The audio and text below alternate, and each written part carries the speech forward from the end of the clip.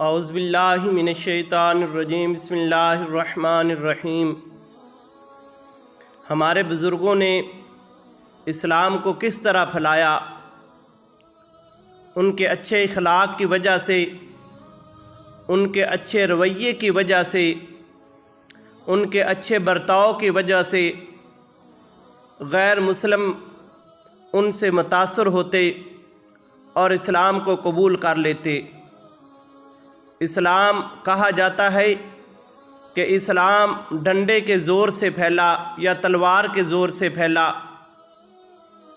پھیلا ہوگا، لیکن زیادہ تر جو اسلام ہے وہ اچھے اخلاق، اچھے برتاؤ اور اچھے رویے کی وجہ سے اسلام پھیلا۔